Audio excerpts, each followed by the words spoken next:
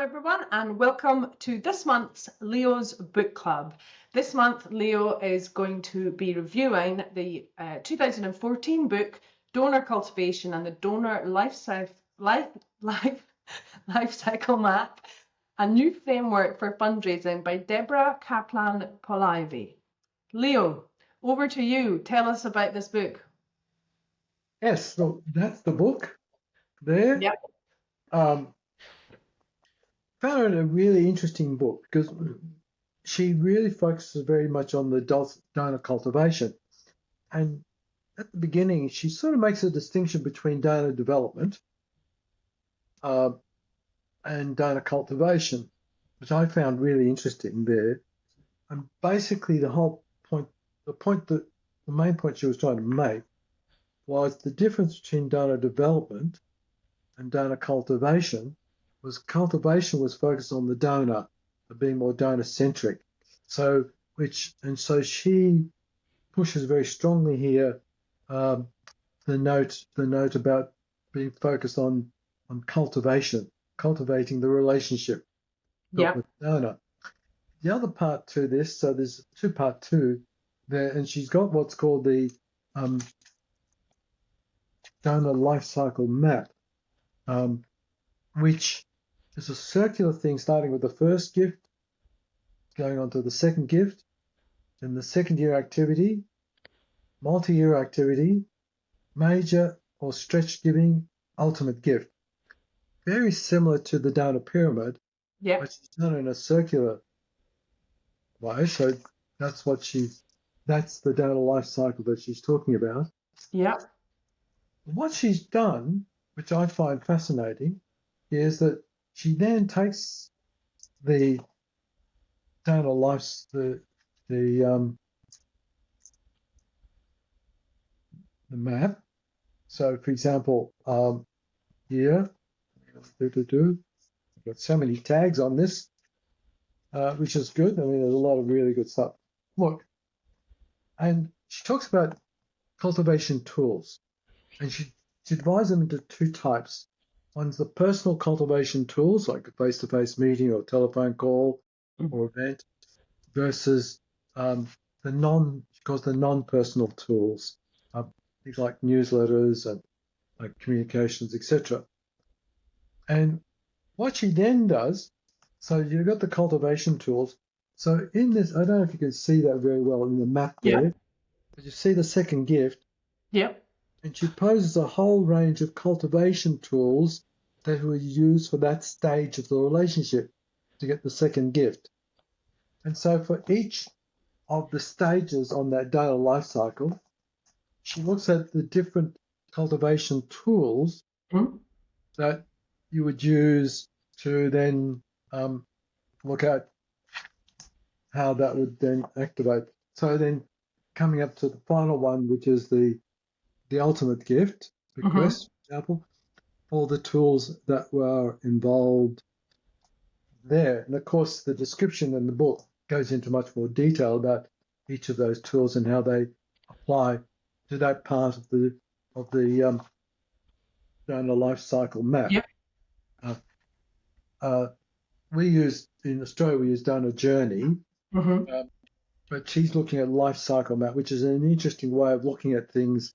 So you're talking about a life cycle. It's almost a birth to death type. I was going to say, does that mean that it ends with a bequest? Yeah, it does. That's the ultimate gift, is the bequest. Yeah, in my head, a circle suggests that you would keep going, but I guess it must end. Well, if you look carefully, you see there's a gap. Yeah. Stops. Yeah. It doesn't go on. You just start them again. Yes. Well, you cool. I don't know. You join them in the afterlife. But so that's the process that she follows in this book, which is really, really good. I found it interesting because it sort of helped to redefine my understanding of things like donor cultivation, but also introduced a way of looking at, for example, the donor pyramid. I think in a much more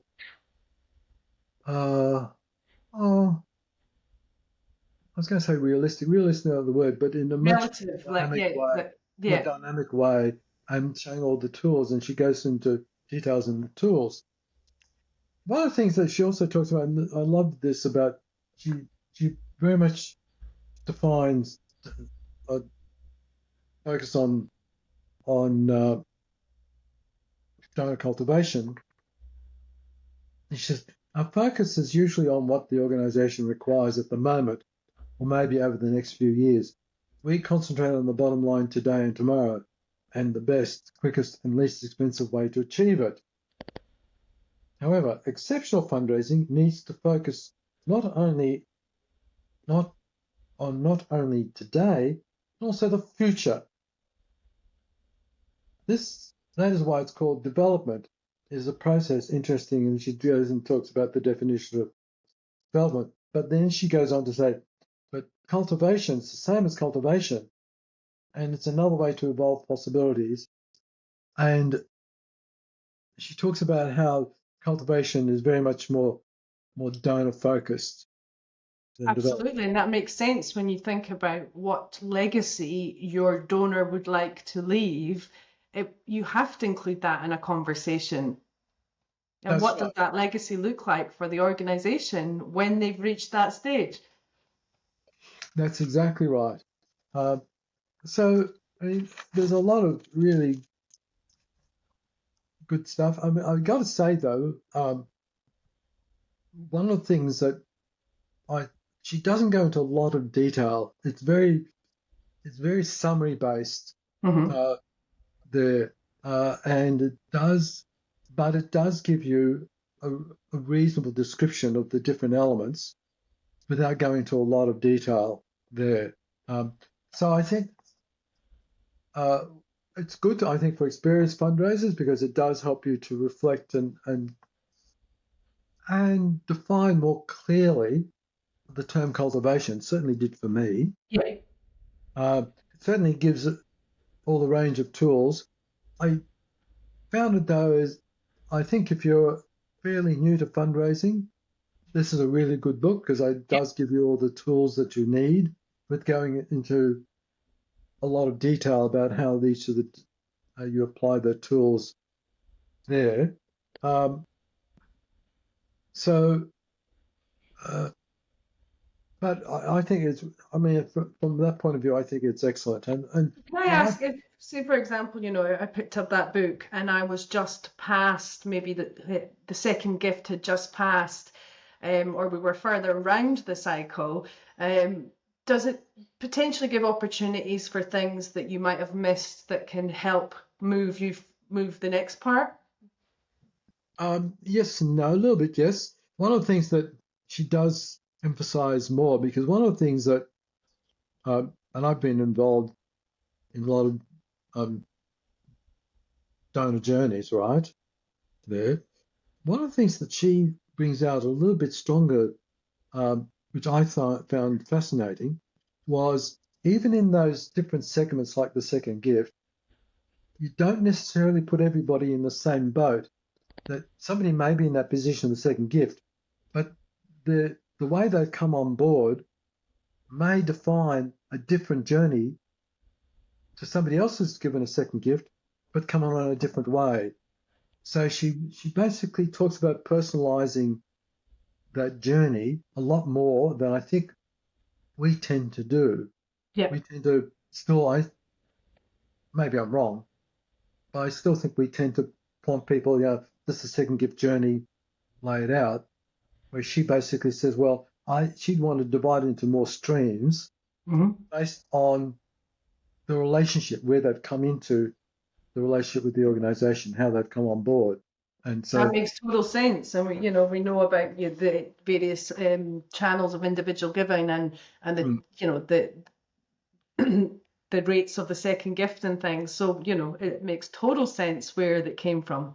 it certainly did for me. This sort of went, oh yeah, that makes a lot of sense, dude. So yeah, there's some really good stuff in there.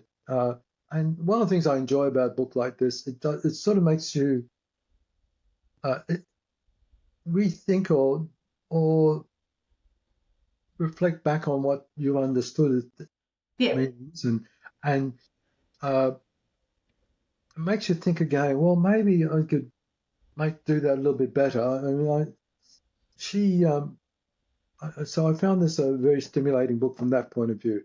In terms of real application, there's a lot of work you have to do yourself. Yeah. So she doesn't hand feed you the solutions to things. She Yeah. basically indicates these are the kinds of things you should be looking at there, which is, I think, fair enough, because every Yeah. organization is different, and you can't spoon feed people. Yes, you've got to add your own flavour to things, or we'd all be doing the same thing. That's right. Exactly.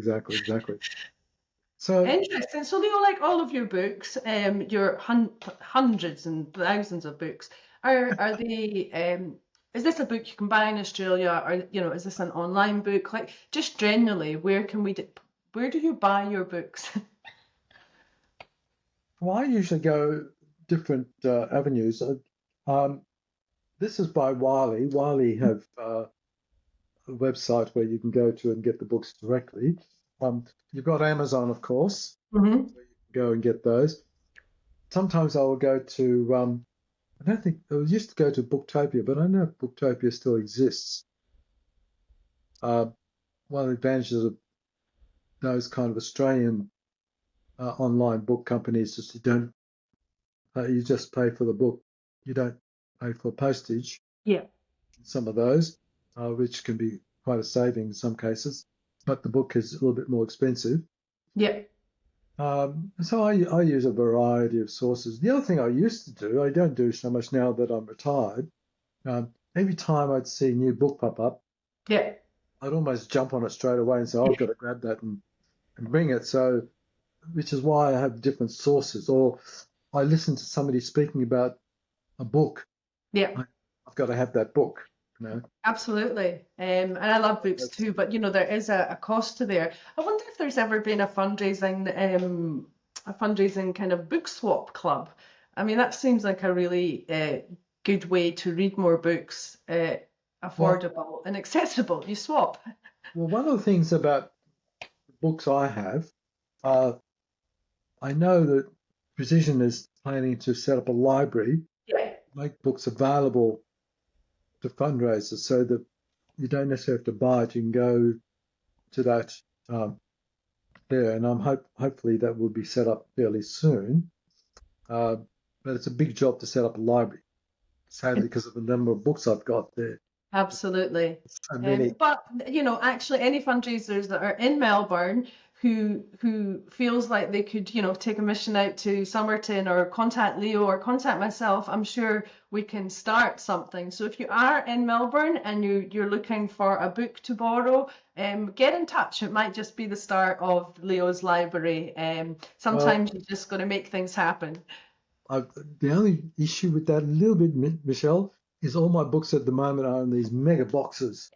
There is quite a bit now in Precision Fundraisings. Every time I go there, they've got more and more on the shelves. So there's definitely a couple of hundred out. Oh, good. I'm glad to see. And some of the books, which I'm keen to when they finally get them out again, I want to grab some and review. For example, I've got a book there, and I may have mentioned this, by Harold J. Seymour. Mm-hmm. He's the very first author that I'm aware of that wrote in 1958 the first book on professional fundraising. It was 1958. Wow. And in that book, I've underlined what I see as principles that if I was fundraising today, they're exactly the same as they were in 1958 today. They haven't changed. And if you ever go to that library and get that book, you'll see my markings all over that book. Yes, no, that is history. That is yes. No, we need to find that book. Leo, thank you so much. That's been another Leo's Book Club for this month. As always, let us know if you've got any suggestions or ideas or books that you would like Leo to review before you buy them. And Leo, do you know what your next? Yeah. Oh yes, you're going to ask me. Go Yeah. ahead. What is your next book?